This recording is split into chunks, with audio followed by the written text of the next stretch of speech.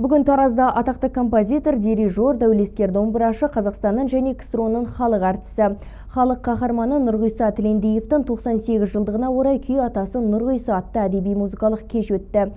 Іс-шараның өтуіне халық артисінің есімі берілген көп балалы және аз қамсыздандырылған отбасыларына, балаларға арналған интернаты мұрындық болды.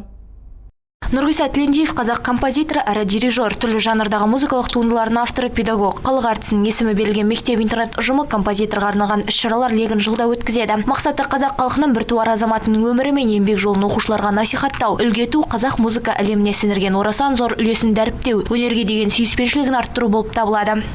Мектепте ұйымдастырылған күй атасы Нұрғиса атты концертке шақырып алып келіп отырмын. Нұрағаның туған күні. Жыл сайын осы мектептің шараларынан қалмаймын. Ең алдымен мектепке мың алғыс.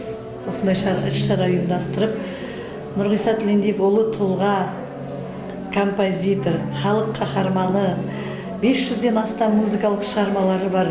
Бүгін кешке мектеп түлектері де арнайы шақыртылған. Олар жомарт түлек жобасы аясында акт залына түгелдей безендіруге 370 мың теңгені жинап, бір үйдің баласындай атсалысқан. Осы мектеп интернатына, концерт залына жомарт түлек жобасына біз түлектер 1999 жыл түлектен 2003 жыл түлектер арасында 370 мың теңге безендіруге жомарттықпен жинап бердік. Бүгін Нұрғиса атамыздың туған күні екен.